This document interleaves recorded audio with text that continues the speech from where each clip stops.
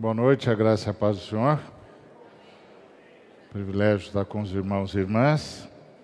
Queria convidá-los e convidá-las para Evangelho segundo João, capítulo 14. Evangelho segundo João, capítulo 14.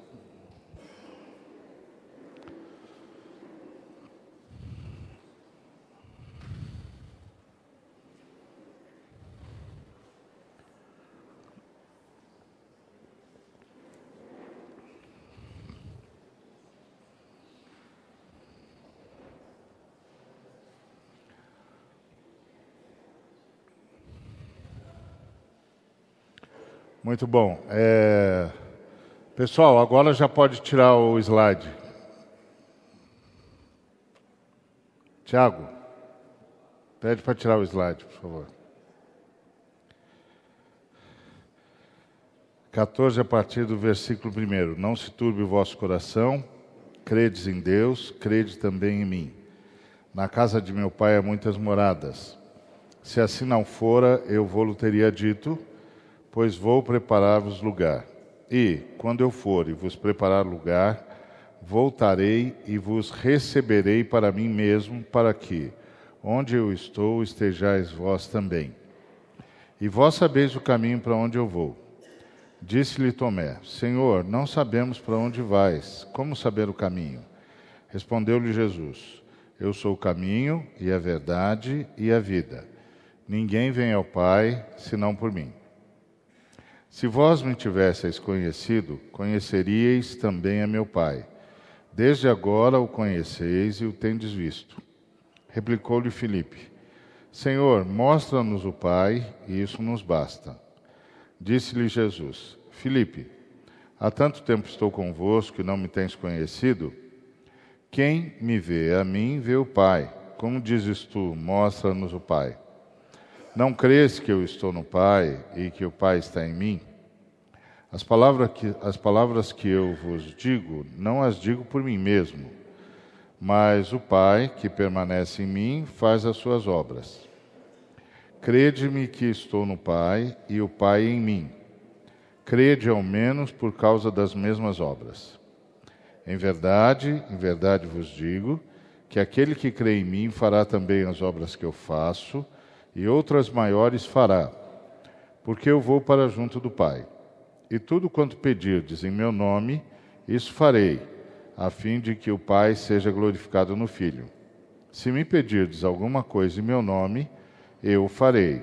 Se me amais, guardareis os meus mandamentos, e eu rogarei ao Pai, e ele vos dará outro Consolador, a fim de que esteja para sempre convosco, o Espírito da verdade, que o mundo não pode receber, porque não o vê nem o conhece.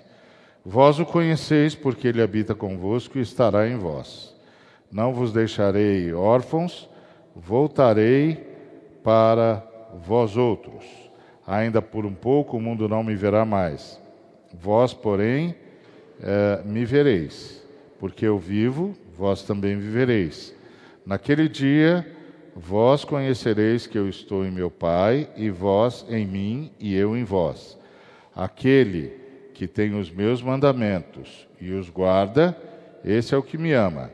E aquele que me ama será amado por meu Pai, e eu também o amarei e me manifestarei a ele.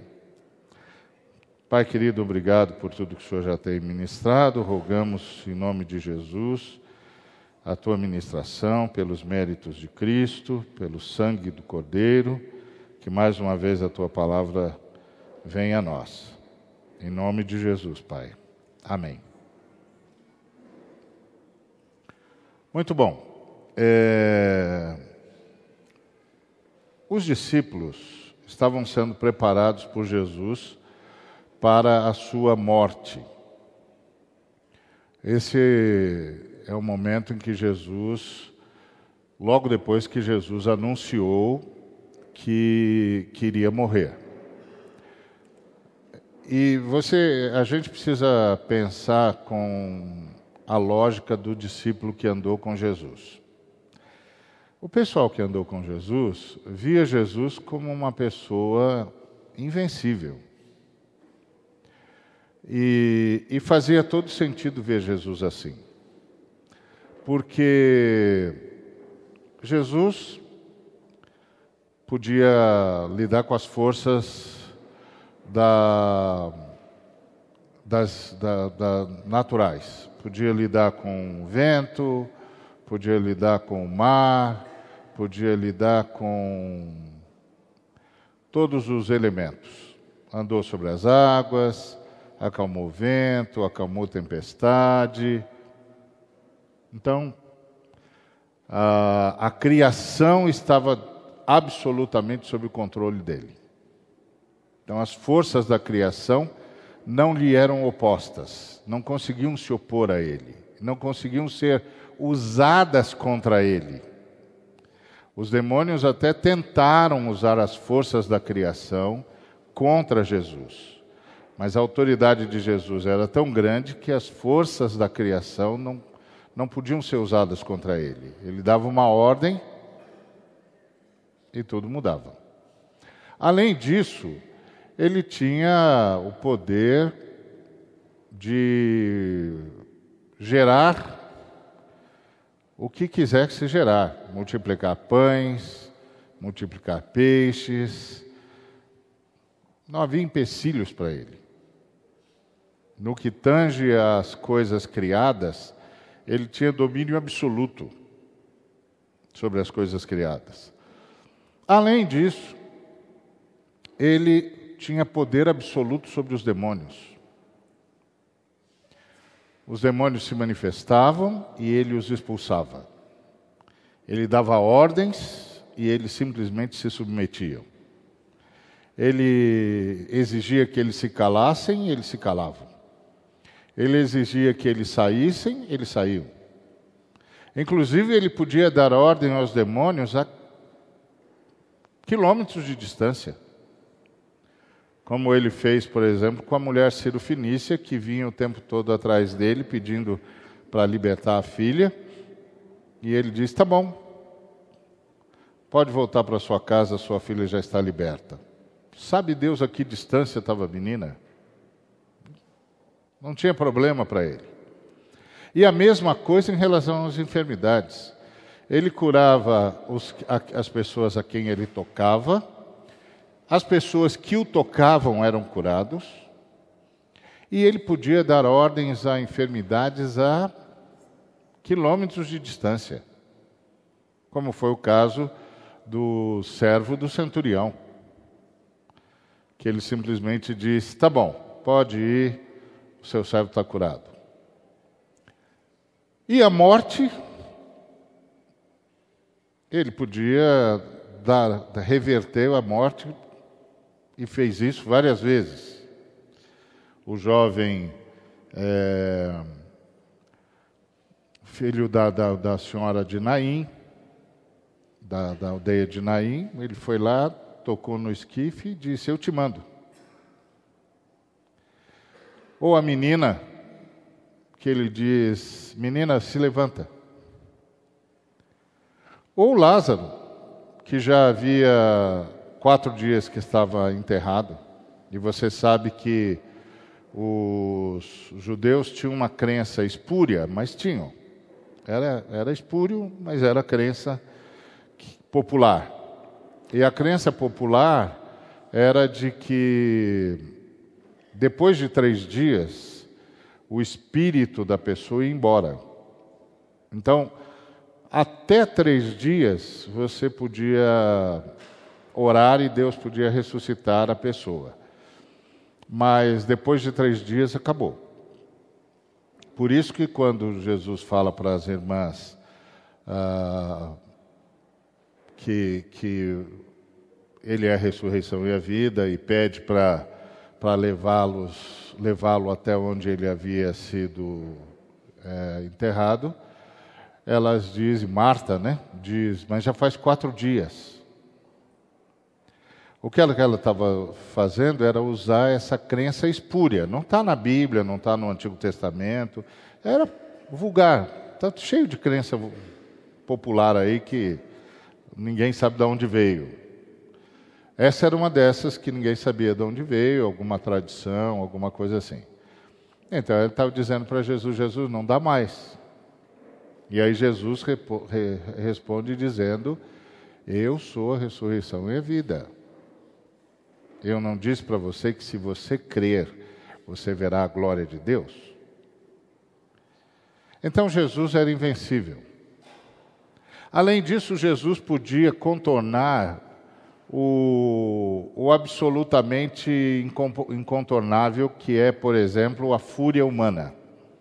Houve um momento, numa das idas de Jesus a Jerusalém, em que as pessoas pegaram em pedras para lapidar, para apedrejar Jesus.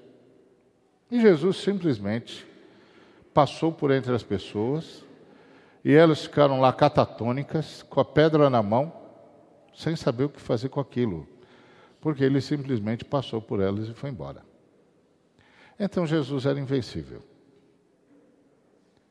Isso sem contar que a forma como Jesus falava era algo tão poderoso, mas tão poderoso, que soldados caíam ao ouvir a voz dele. Não precisava fazer nada. Ele só precisou dizer, sou eu.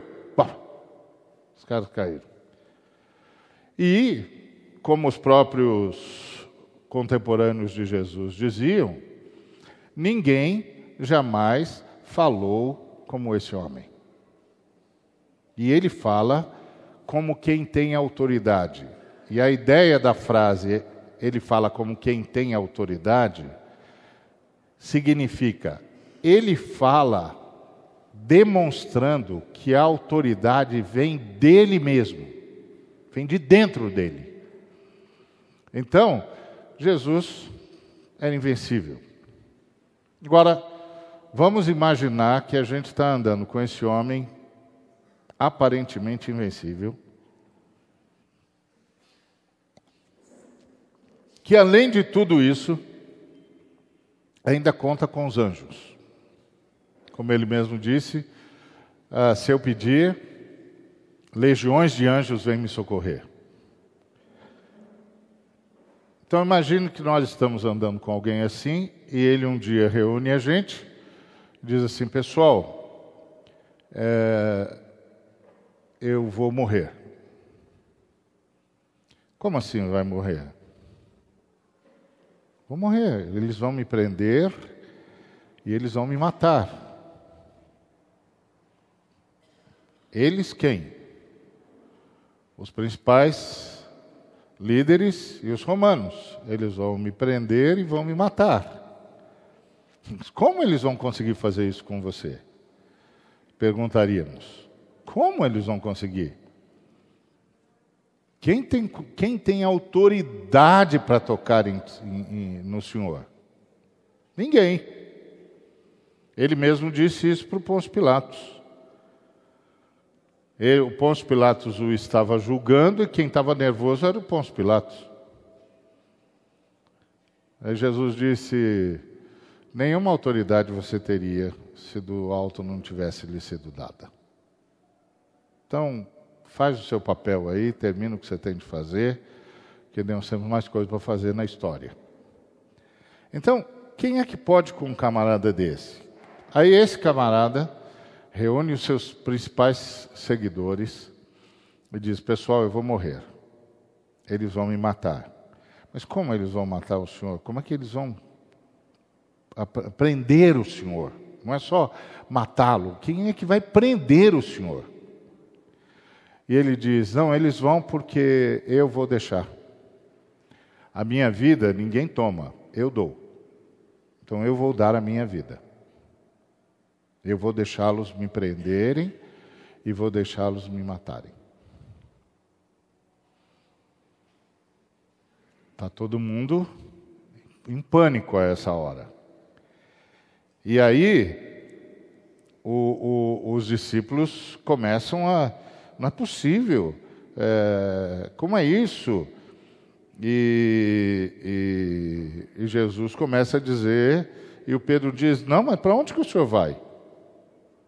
E ele diz: olha, para onde eu vou você não pode me seguir agora. E o Pedro diz: que isso, Senhor? Por que eu não posso te seguir agora? Por ti eu darei a minha própria vida. Aí Jesus diz: você dará a vida por mim?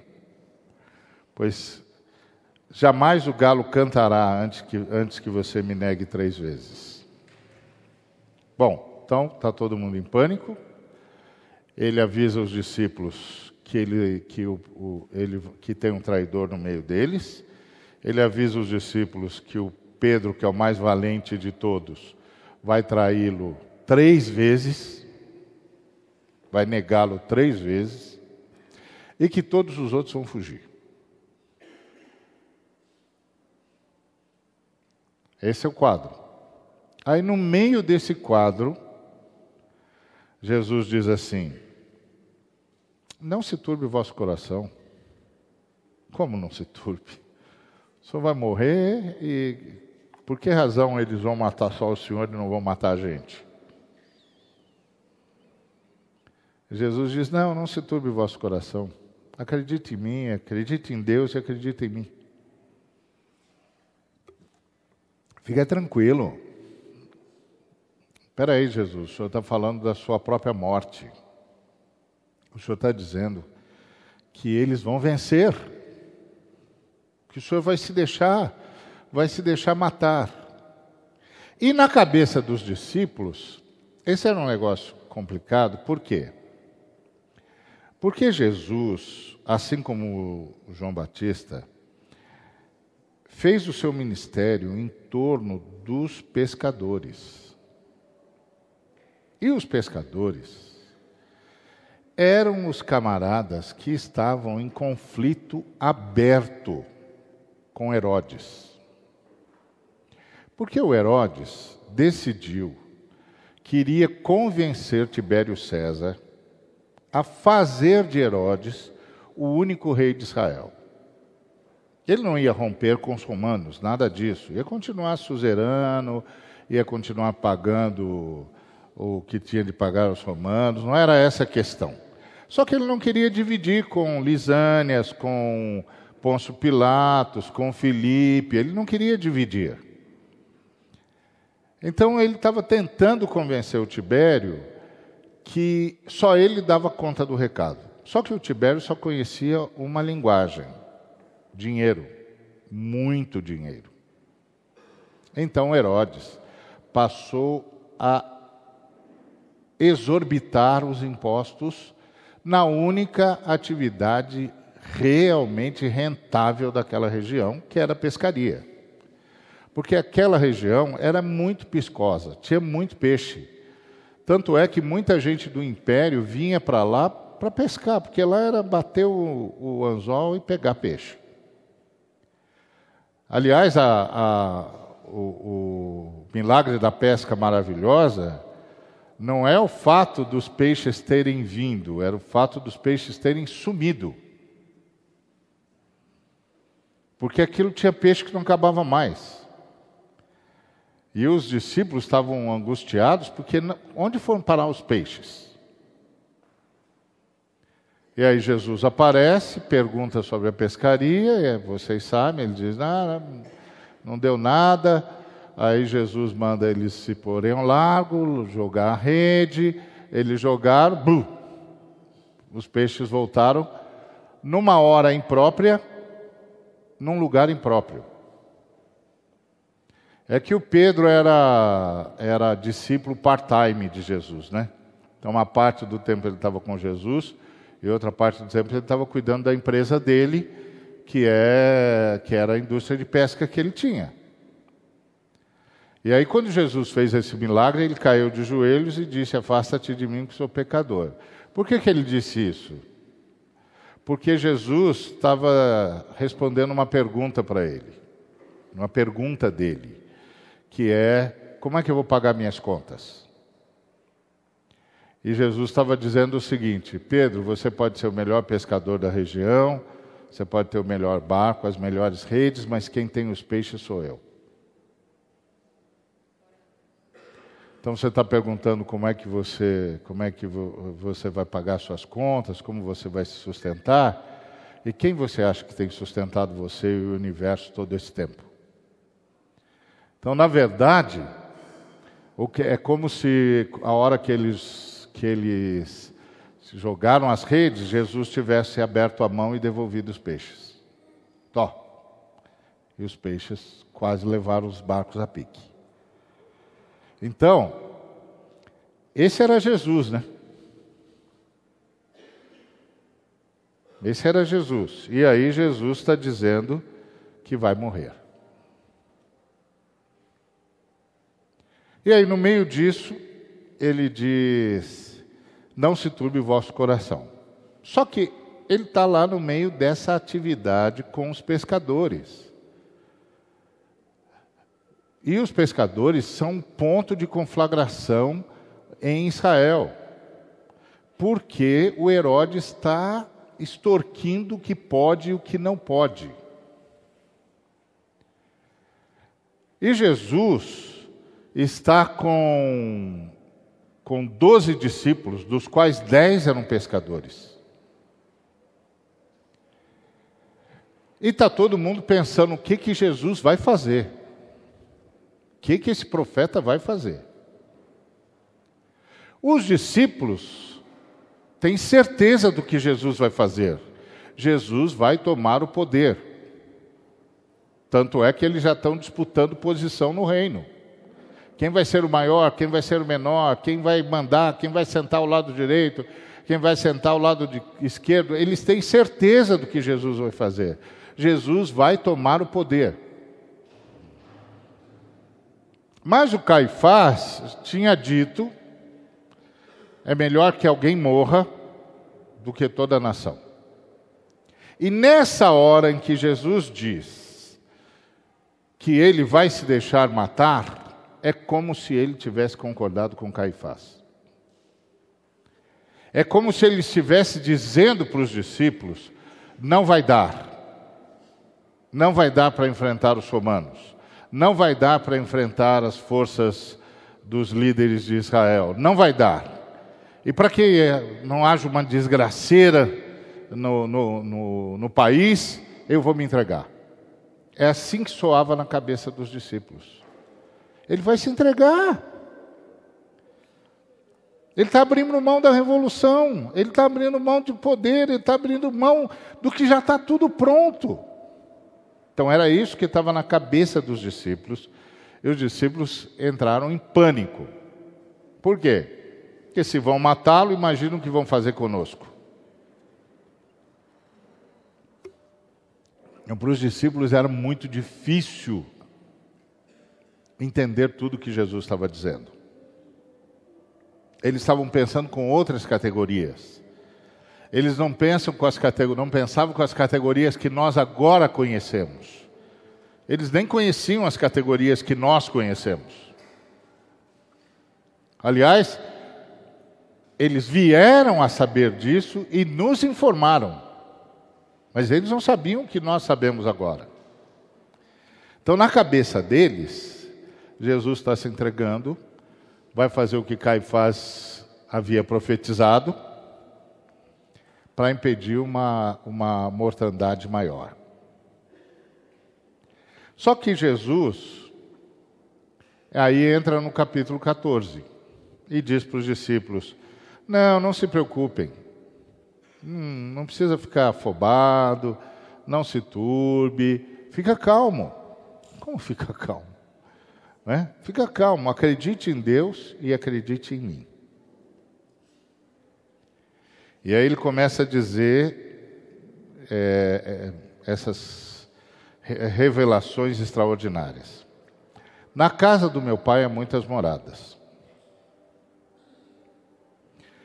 E aqui ele começa a explicar a morte dele para os discípulos. O real significado da morte dele para os discípulos. Ele diz: na casa do meu pai há muitas moradas. Se não fosse assim, eu diria para vocês. E eu vou preparar lugar para vocês na casa do meu pai. Que é um negócio ruim de ouvir quando você está em pânico. Porque na cabeça de todo mundo, a casa do Pai eterno é lá na eternidade. Então, se Ele vai preparar um lugar para nós, nós vamos morrer mesmo. Nós vamos morrer mesmo. E Ele diz, não, fica tranquilo, eu vou preparar lugar para vocês. E quando eu for e preparar lugar para vocês, eu vou receber vocês para mim mesmo. Para que onde eu estou, vocês estejam também.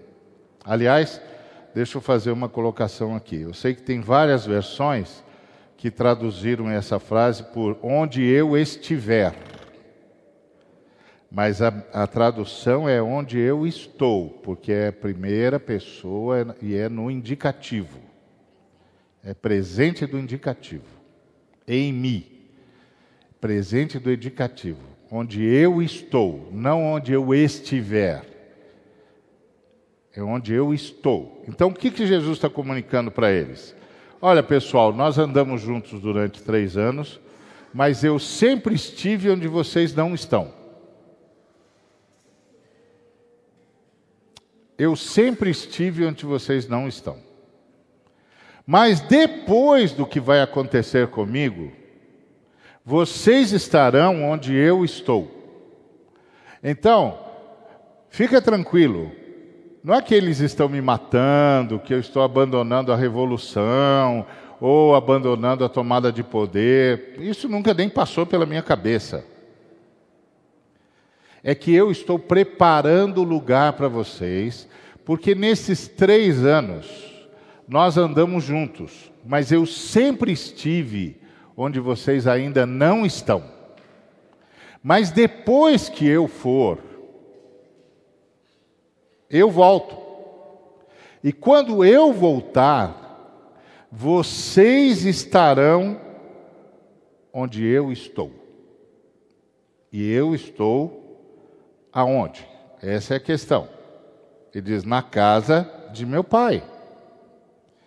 Se assim não for, eu teria dito para vocês. E quando eu for e vos preparar lugar, voltarei. E vos receberei para mim mesmo. Para que onde eu estou, vocês estejam também. Então ele está dizendo, gente, só 3 dias eu volto. Só 3 dias. E quando eu voltar, vocês vão mudar de lugar. Vocês vão morar onde eu moro. Vocês vão estar onde eu estou. Nesses anos todos, nós andamos juntos, mas vocês nunca estiveram onde eu estou. Mas eu vou trabalhar de tal maneira que vocês passarão a estar onde eu estou. Essa é a colocação dele. Eu voltarei e vos receberei para mim mesmo. Eles tiveram muita dificuldade de crer nisso. Aliás, eles não creram. Haja vista que as irmãs foram no domingo para embalsamar o corpo de Jesus. Chegaram lá, Jesus não estava, como havia dito que não estaria mesmo. Mas eles tiveram dificuldade de acreditar. Quando você tem dificuldade de acreditar, é aquilo que o Maurício falou. Você vê a vida de outro jeito. Por exemplo, se os discípulos tivessem acreditado na ressurreição de Jesus, eles não iriam se trancafiar num quartinho com medo, esperando a qualquer hora que a bota romana arrebentasse a porta. Tá certo? Eles iriam fazer o quê? Eles iam começar a contagem regressiva. Olha aí, pessoal, faltam só 2 dias e meio. Olha aí, pessoal, só 2 dias. Vamos fazer uma festa. Vamos arranjar um lugar maior, que caiba umas 500 pessoas. Porque ele vai voltar, em 3 dias ele está aqui. Falta só 1 dia. Quando a gente crê, a gente reage à vida de um jeito. Quando a gente não crê, a gente se submete à vida, às circunstâncias, ao que as circunstâncias aparentam. E aí somos opressos pelas circunstâncias, porque a gente não consegue crer. Foi o caso deles, eles não conseguiram crer. Então, quem não crê é opresso pela circunstância. Muito bem. Aí Jesus diz, calma, gente, eu vou voltar e vou receber vocês para mim mesmo, para que onde eu estou, vocês estejam também. E onde ele está? Bom, ele já disse que ele está indo para a casa do Pai, e agora ele está dizendo que é onde ele está, então ele sempre esteve na casa do Pai. Aí o Tomé diz, e aí ele diz, e vocês sabem o caminho para ir onde eu vou? E o Tomé disse, Senhor, nós não sabemos para onde o Senhor vai, como é que a gente pode saber o caminho para ir lá também? E Jesus disse, eu sou o caminho, e a verdade e a vida. Ninguém vem ao Pai. Não é ninguém vai ao Pai, é ninguém vem ao Pai, senão por mim. Então, eu sou o caminho para ir onde eu estou. Eu sou o caminho para ir onde eu estou. Eu sou o caminho. Eu sou a realidade dessa possibilidade. E eu sou a vida dessa realidade. Aí fica todo mundo atônito. Como todos nós ficamos. Como assim ele é o caminho? Como assim ele é a verdade? Como assim ele é a vida? Como é que ele é o caminho para ir onde ele vai? Como ele é o caminho para ir onde ele vai? Como? Se ele está indo, como é que ele é o caminho para ir onde ele vai? Então isso está na cabeça dos discípulos.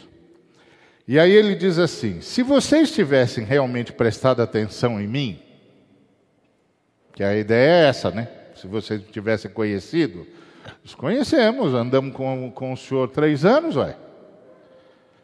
Não, mas ele está dizendo, se vocês realmente tivessem prestado atenção em mim, vocês conheceriam também o meu Pai. Não, mas na verdade vocês o conhecem e vocês têm visto Ele. Olha que diálogo impressionante que é esse aqui de Jesus com os discípulos. Olha, se vocês tivessem prestado atenção em mim, vocês saberiam de mim e saberiam do meu Pai. Mas na verdade, vocês já conhecem Ele e vocês já o têm visto. Aí os discípulos dizem, aí o Filipe diz, Senhor, como nós temos visto? Mostra-nos o Pai, isso nos basta. E aí Jesus disse, que é isso, Filipe? Há tanto tempo estou com vocês, vocês não têm me conhecido? Quem vê a mim, vê o Pai. Como é que você diz, mostra-nos o Pai? E aí ele começa a elucidar o diálogo dele. Vocês não acreditam que eu estou no Pai e que o Pai está em mim? E esse é o ponto. Nós andamos 3 anos juntos, só que eu sempre estive no Pai, e o Pai sempre esteve em mim.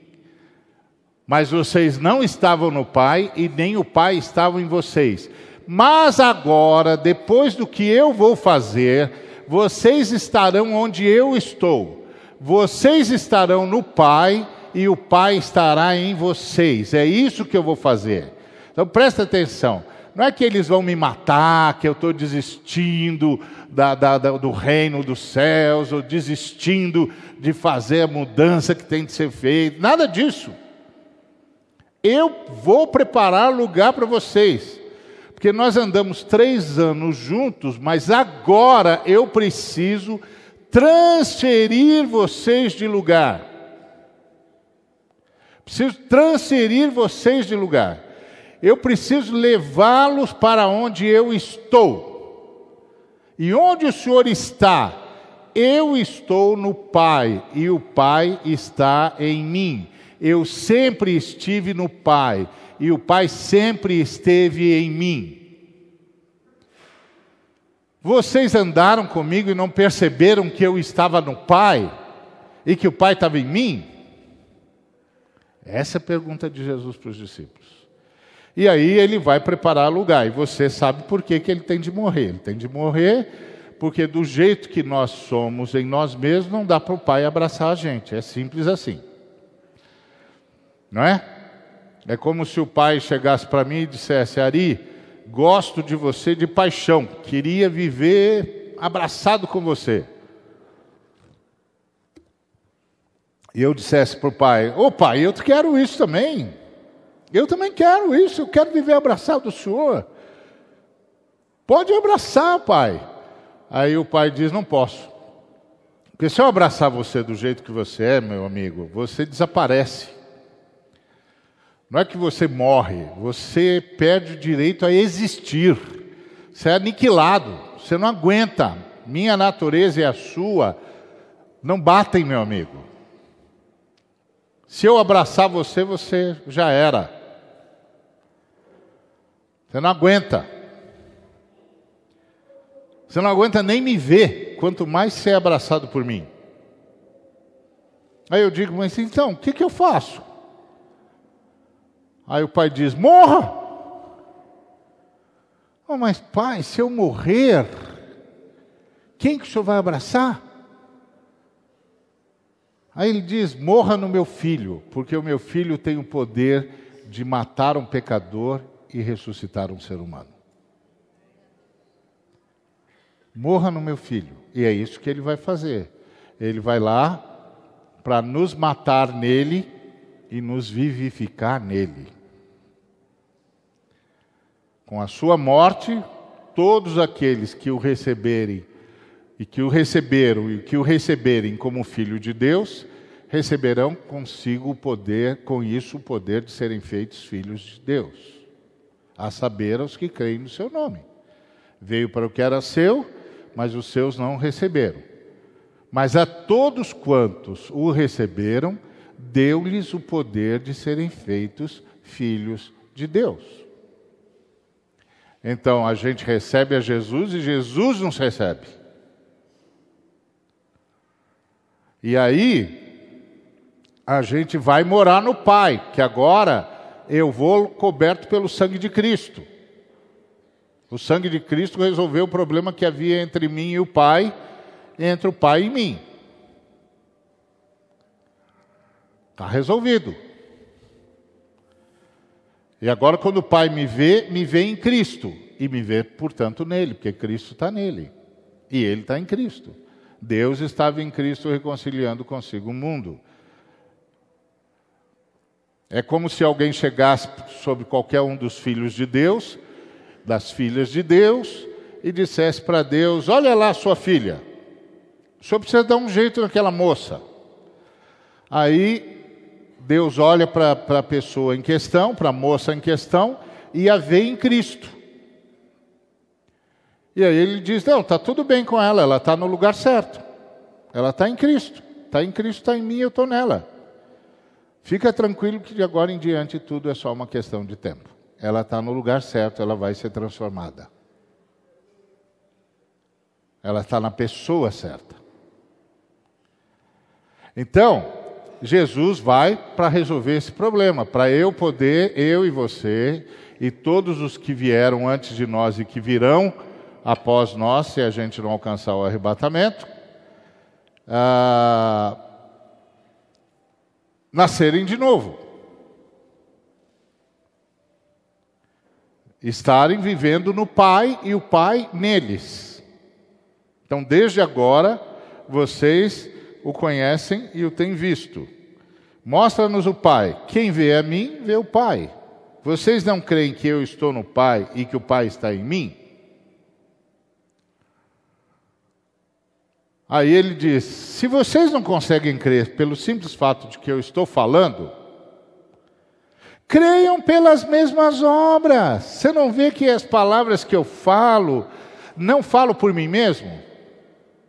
Mas meu Pai que permanece em mim, faz as suas obras. Você não entendeu que quando eu digo, vento, fica calmo, o Pai diz: vento, fica calmo. Quando eu digo, eu te mando, o Pai diz: volta. Eu falo e o Pai faz as obras dele. Você não está vendo? Eu estou no Pai, o Pai está em mim. Quando eu digo acalma, o Pai faz acalmar. Quando eu digo sai, o Pai faz sair. Eu falo o que o Pai quer que aconteça. Eu falo o que o Pai quer fazer. E quando eu falo, o Pai faz. Vocês não notaram isso ainda? Se vocês não conseguem acreditar pelo simples fato que eu estou falando, olha para as minhas obras. Não são minhas. São as obras do meu Pai. Acredite em mim. Eu estou no Pai e o Pai está em mim. Acredite por causa das mesmas obras. E aí ele diz: eu vou resolver esse problema entre vocês e meu Pai. E quando eu resolver o problema que há entre vocês e meu Pai, aquele que de vocês crer em mim, fará também as obras que eu faço, e obras maiores fará, porque eu vou para junto do Pai. Então, o Senhor Jesus deu a sua vida por nós, para que nós pudéssemos morar no Pai, e o Pai pudesse morar em nós, e o Pai, através de nós, pudesse fazer o que fez através dele. As mesmas obras, e ele diz, as mesmas não, mais, porque eu vou embora, mas o Pai fica. Eu vou embora, mas o Pai fica. Fica em vocês por meio do Espírito Santo, porque eu rogarei ao Pai e Ele vos dará outro Consolador, que vai estar para sempre em vocês. O Espírito que o mundo não pode receber. Vós o conheceis, porque Ele habita convosco. Claro, eles já tinham tido várias experiências com o Espírito Santo. Eles saíram de 2 em 2, ungiam as pessoas com óleo e as pessoas eram curadas. Está lá no Evangelho de Marcos. Por que Jesus não ungia as pessoas com óleo e os discípulos ungiam? Para deixar claro que o poder era do Espírito Santo. Porque é isso que o óleo tipifica, que o poder é do Espírito Santo. E aí, eles já tinham essa experiência, porque o Espírito habita convosco, e aí Jesus diz, e estará em vós. Hoje habita com vocês, mas amanhã habitará em vocês, por causa do que eu vou fazer. Então não é que eles vão me matar. Eu vou resolver o problema que há entre vocês e o Pai. Quando eu resolver o problema que há entre vocês e o Pai, onde eu estou, vocês estarão. Eu estou no Pai e vocês estarão no Pai. E sabe o que isso significa? Significa que eu vou embora, mas o Pai fica. E fica para fazer as mesmas obras. Ou melhor, fica para fazer ainda mais obras, maiores. Porque eu vou para o Pai, e agora o Pai vai habitar não só em mim, mas num montão de gente. O Pai vai habitar num montão de gente. E Ele vai poder contar com esse montão de gente para fazer a obra dEle.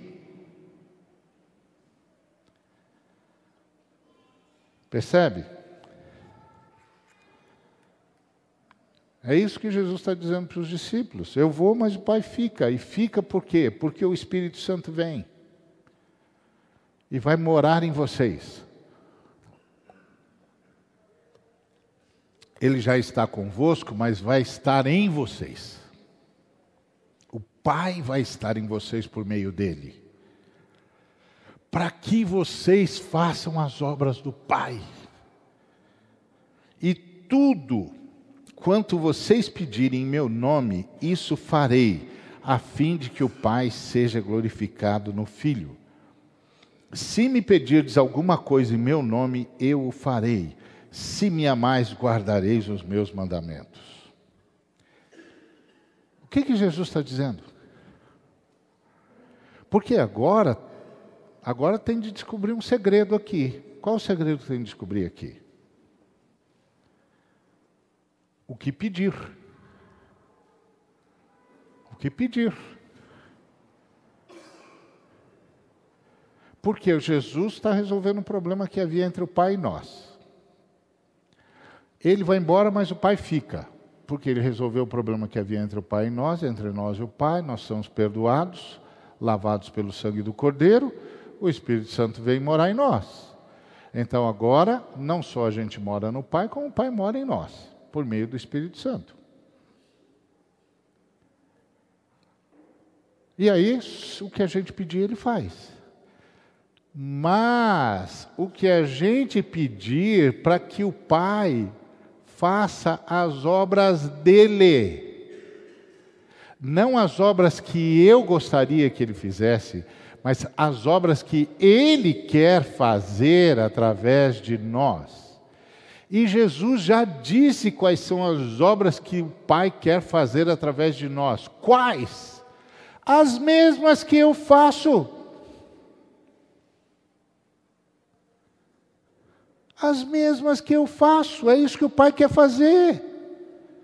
Através de vocês, como faz através de mim. E quais são as obras de Jesus? Os discípulos sabiam. Jesus cura os enfermos, cura os opressos pelo diabo, muda as realidades, anda por toda parte fazendo bem. Então, o Pai está em nós para que a gente ande por toda parte fazendo bem, curando os oprimidos do diabo, porque Deus é conosco. São as obras dele. Como foi com Jesus? São as obras dele. Foi o que Jesus disse: vocês não veem que eu faço as mesmas obras do Pai? Pois então, o Pai agora vai ficar em vocês, para vocês fazerem as obras dele, as mesmas que eu faço. Então pensa, Jesus se encontrou com a mulher samaritana e quebrou um montão de preconceitos. Primeiro falou com uma mulher. Segundo falou com uma mulher samaritana. Terceiro pediu para tomar água na cuia que ela estava pegando água. E os judeus não podiam tocar, nem comer em prato de samaritano ou beber em cuia de samaritano, porque se fizesse isso ficava imundo. 40 dias sem poder prestar culto. Jesus disse: não, eu quero dessa água aí. E ela diz: mas o senhor não tem onde pegar? Não, vou tomar da sua cuia.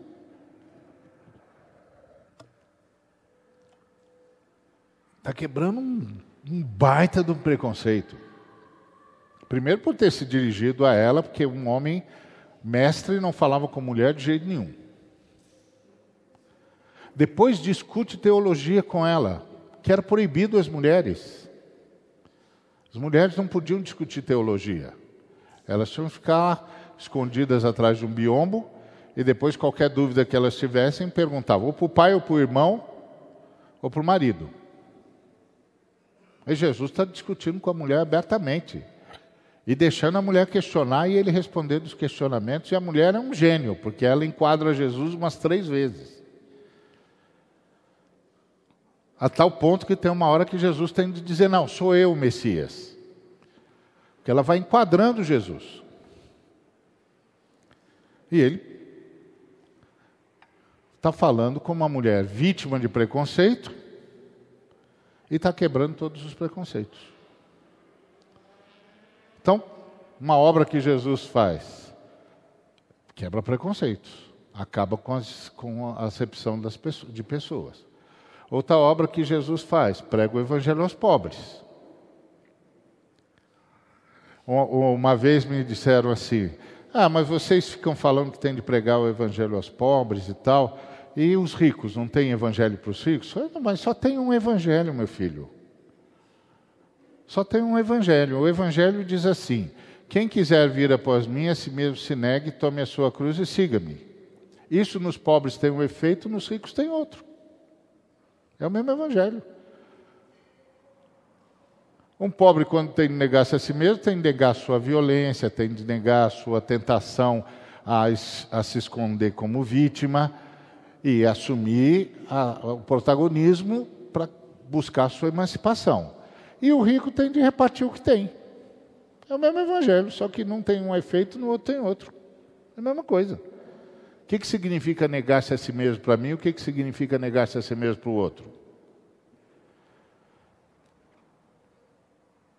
O problema é que nós subjetivamos isso. Mas Jesus não estava falando de nada subjetivo, simplesmente, puramente subjetivo. Ele estava falando de morrer. Então, todas as suas desculpas morrem, todas as suas cortinas de fumaça desaparecem, e você se rende e vem comigo. E a justiça tem de correr como um rio que nunca seca. Buscar em primeiro lugar o reino de Deus e a sua justiça. Isso tem um efeito para o pobre e tem um efeito para o cara que não é pobre. Não tem dois evangelhos, tem um só. Só que numa ponta isso tem um significado, na outra ponta isso tem outra. É simples. O problema é que a gente transformou isso em coisas subjetivas num mundo psicanalizado. Mas Jesus é anterior a Freud. Eu não estava usando as categorias que o Freud usa. Tentar ler Jesus usando as categorias que foram usadas, passaram a ser usadas depois dele, é desonestidade intelectual.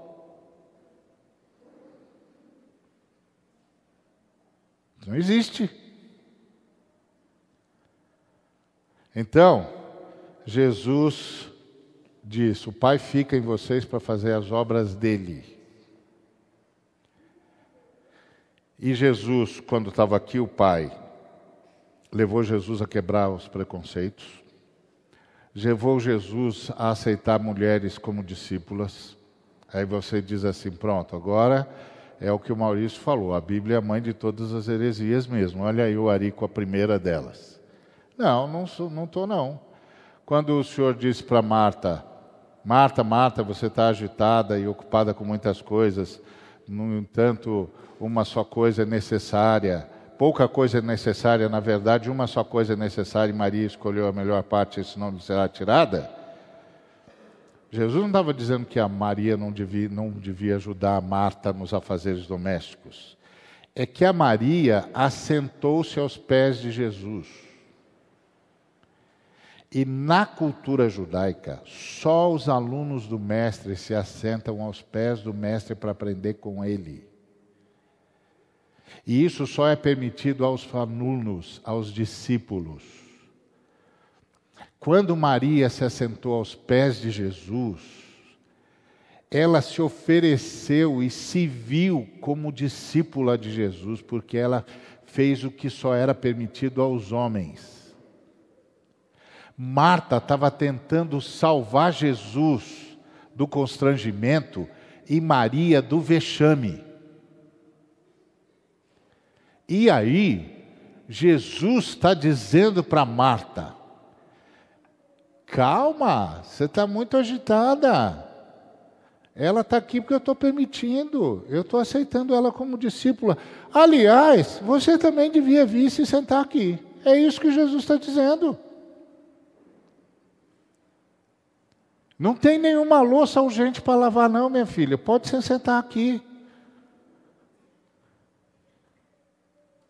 Vem você também ser discípula. Os caras em volta de Jesus queriam matar Jesus. Primeiro por causa das coisas que ele ensinava e depois por causa do que ele permitia. Nunca um mestre permitiria uma mulher ser discípula, sentar aos pés dele. O que é isso, uma mulher? Mulher não é nem contada. Aí Jesus diz, deixa a menina aí, eu aceito ela como minha discípula. Aliás, vem você também. Você está agitada com o quê? Larga tudo isso, senta aqui também, minha filha. Aquilo era demais. Como era demais para os discípulos chegar com a comida e encontrar Jesus falando com a mulher de Samaria. O que deu nele? O que deu nele? Essa mulher está aqui ao meio-dia. Isso quer dizer que ela foi reprovada pela comunidade dela. Por que Jesus está falando com uma mulher dessa natureza, desse calibre, dessa reputação? Mas, na verdade, aquela mulher era mais fruto de preconceito do que qualquer outra coisa.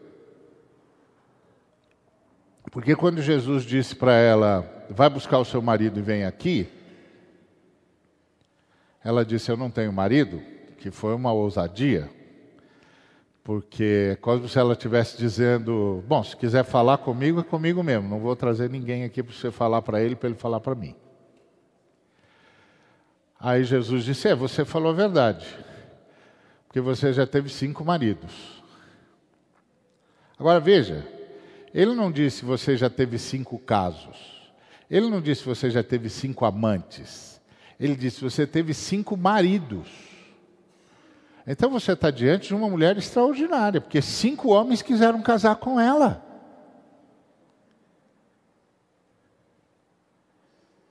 Não é uma vadia. É que nós temos uma leitura machista da Bíblia, então, para machista, toda mulher é prostituta. Então, o machista é um câncer na sociedade. Porque ele não consegue ver uma mulher. Ele só vê um pedaço de carne. Então, aí fica difícil mesmo.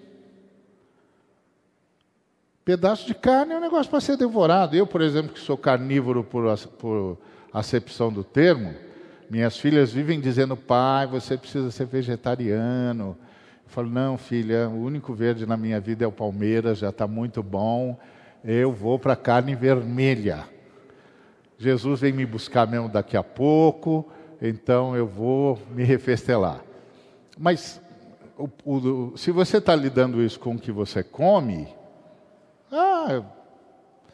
você deve saber o que está fazendo. Agora, fazer isso com gente,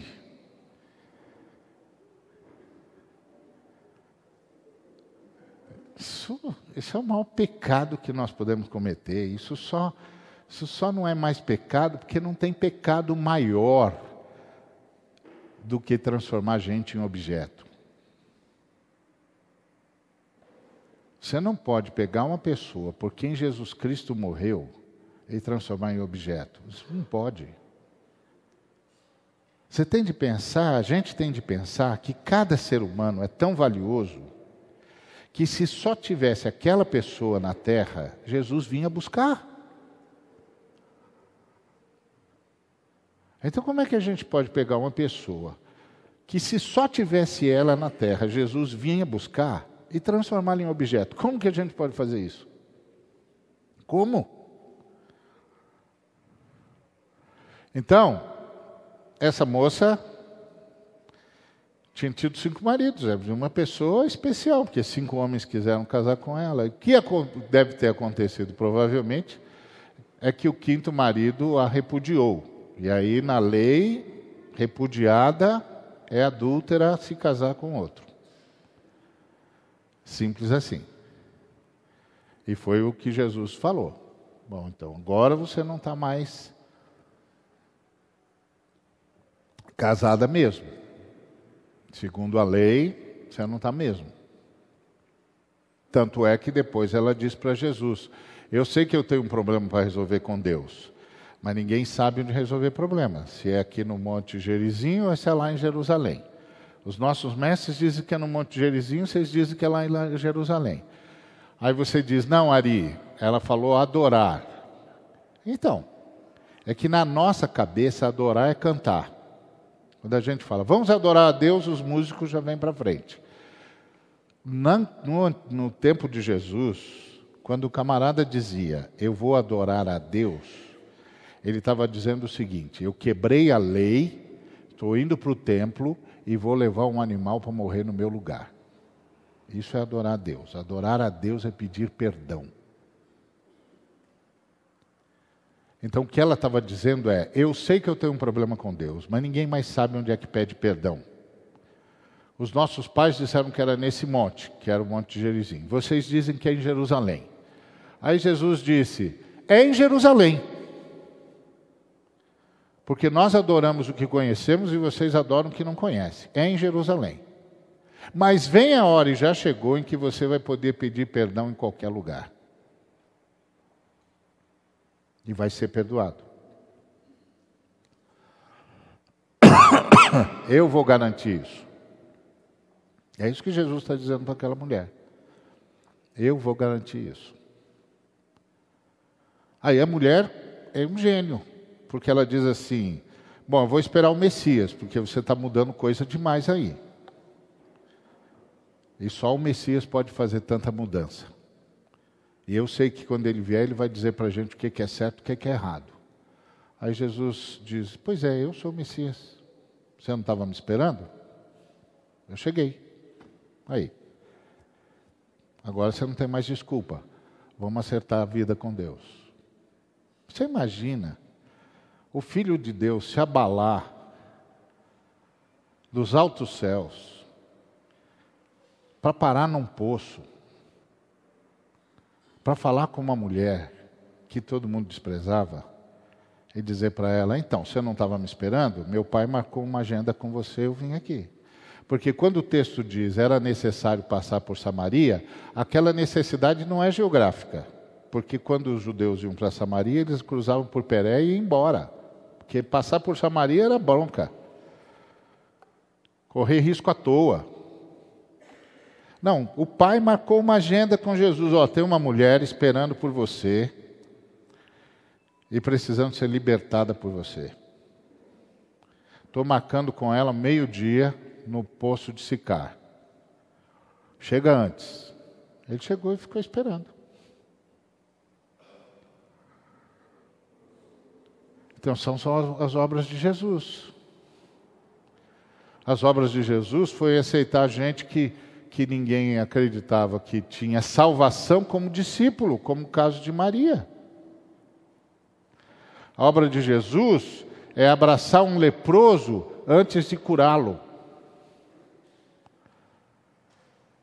Porque aquela palavra que da hora que Jesus limpa o leproso, que antes de limpar ele o tocou, a palavra usada para tocar é a mesma palavra usada para abraçar. Então, quando Jesus fez, o que Jesus fez foi, ele primeiro abraçou o leproso e depois disse, quero ser limpo. Essas são as obras de Jesus. Então, aqueles em quem o Pai está agora, abraçam leprosos, se levantam contra preconceitos, fazem justiça às mulheres, salvam as crianças, porque Jesus disse, deixai vir a mim os pequeninos, porque deles é o reino dos céus. E Jesus disse, meu Pai não vai tomar por inocente quem desviar uma criança do meu caminho. Ele disse, ai dos que desviarem as crianças de mim. Por quê? Porque ele está falando que as crianças, que só quem é como criança pode entrar no reino, que quem é como criança e quem recebe uma criança recebe a ele, e que quem desviar uma criança do caminho dele, de saber dele, de viver com ele, de ter comunhão com ele, melhor fora para essa pessoa ser assassinado da pior forma possível do que enfrentar o juízo. Porque o pai não quer que nenhuma das crianças se perca. E ele disse mais: e vocês fiquem espertos, porque os anjos das crianças dão um relatório para o meu pai todo dia. Eles veem a face do meu pai.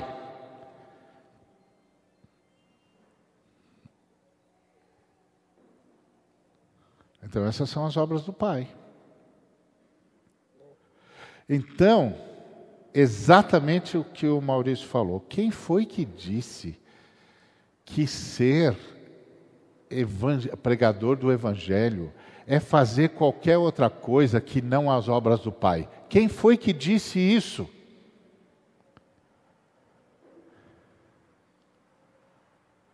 Quem foi que disse isso? Quem foi que fez a dicotomia entre a mensagem do Pai e as obras do Pai? Quem fez isso?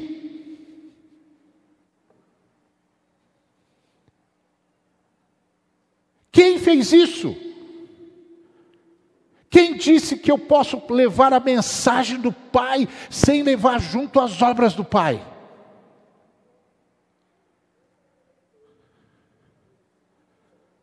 Quem fez isso? Por que nós fizemos isso?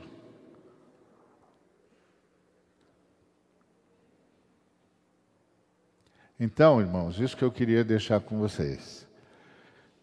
A gente pega o João 14 e usa para evangelizar, para fazer aquela evangelização intimista. Eu sou o caminho, a verdade e a vida, ninguém vem ao Pai senão por mim. Exato.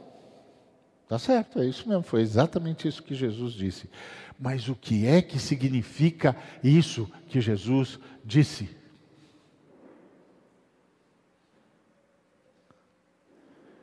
Ele disse que ia resolver os problemas, o problema que havia entre os homens e Deus, entre Deus e os homens, e que então o Pai viria morar nos homens, para através dos homens fazer as obras dele.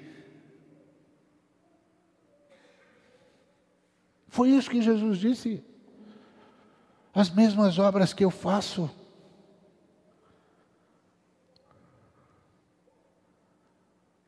Então, se não estão sendo feitas as mesmas obras que Jesus fez, que garantia o sujeito tem para me dar que o Pai vive nele? Porque Jesus disse: se vocês não acreditam nisso, pelo que eu falo, vejam as obras que eu faço. Eu faço as mesmas obras do Pai.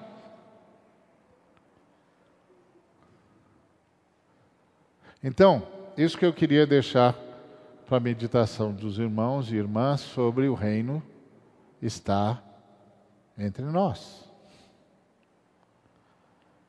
E está em nós. Porque o Pai está em nós. Foi o que o Maurício disse. O que é o reino de Deus? É o governo do Pai. Então o Pai está em nós para quê? Para que façamos as obras do Pai. Então, qual é o segredo da oração? Qual é a oração que Deus responde? A oração que pede a feitura das obras do Pai. Foi isso que Jesus disse. Vocês não veem que eu falo e o Pai faz?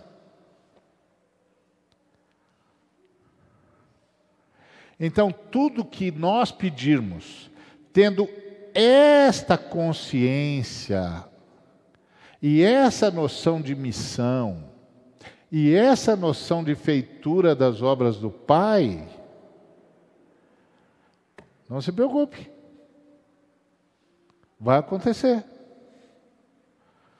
Se portas tiverem de ser abertas, serão. Se situações tiverem de ser mudadas, serão. Porque são as obras do Pai. Então, qual é o segredo da oração? Orar para que sejam feitas as obras do Pai. O problema é como disse o Maurício. A gente diz, Senhor, seja feita a tua vontade. Eu não conheço nenhum cristão que não diga que não tem o mesmo desejo que Jesus disse que era para ter. Jesus falou, não falou? Pai nosso que estás no céu, santificado seja o teu nome, venha o teu reino, seja feita a tua vontade. Falou, está falado, foi Jesus, ué. Só que a maioria de nós entendeu que essa vontade é no âmbito moral e não no âmbito existencial.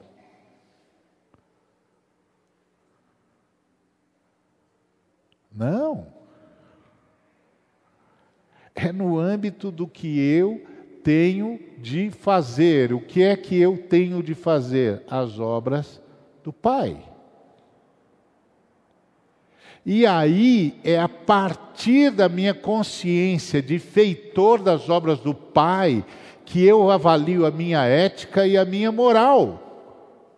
Se isso vai ou não vai atrapalhar-me em ser um instrumento para as obras do Pai. Não é um clamor por aperfeiçoamento pessoal. É um clamor pela feitura das obras do Pai. E eu não posso permitir que as minhas transgressões façam separação entre mim e o Pai, porque a minha existência só se explica como feitor das obras do Pai. Aí mudou o quadro, gente. Aí mudou o quadro. Aí, como diz o Maurício, quem foi que disse que tem outra missão que não seja integral? Então, isso que eu queria deixar com os irmãos e irmãs. Deus abençoe. Obrigado.